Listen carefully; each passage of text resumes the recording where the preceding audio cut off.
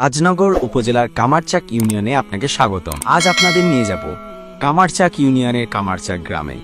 শান্ত এবং সবুজ প্রকৃতির আবহে সমৃদ্ধ কামারচাক গ্রামে কালের সাক্ষী হয়ে দাঁড়িয়ে আছে এক ঐতিহাসিক স্থাপত্য, শতবর্ষী কামারচাক দেওয়ানি মসজিদ এবং ঐতিহ্যবাহী দেওয়ান বাড়ি ও তার অনন্য বাংলো ঘর।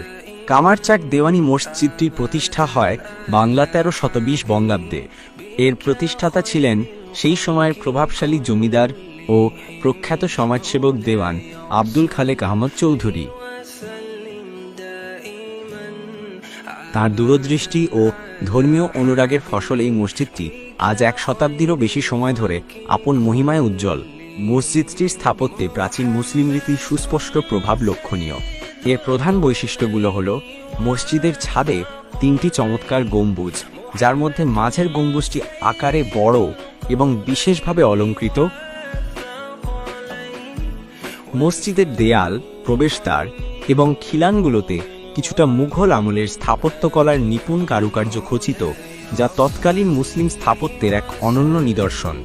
মসজিদের পাশেই রয়েছে একটি ছোট ঈদগাহ মাঠ এবং ছায়াঘেরা একটি ছোট পুকুর, যা পুরো পরিবেশকে এক স্নিগ্ধ ও শান্তিময় আবহ দিয়েছে।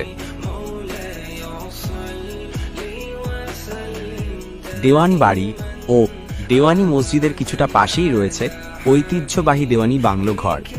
বাংলোটির মাথায় ঘনছনের চাল, যা প্রাকৃতিক শীতলতার পরশ বুলিয়ে দেয়। এর সবুজ রঙের খচিত দেয়ালে সারিবদ্ধভাবে বসানো সাদা খোপের কারুকাজগুলো এক অপূর্ব নান্দনিকতা তৈরি করেছে। কাঠের খুঁটির ওপর দাঁড়িয়ে থাকা এই বাংলো ঘরটি দেখলেই মনে হয় এটি যেন ইতিহাসের কোনো পাতা থেকে উঠে আসা এক স্নিগ্ধ ছবি। এর সাদামাটা বাহ্যিক রূপের আড়ালে লুকিয়ে আছে এক সমৃদ্ধ অতীত।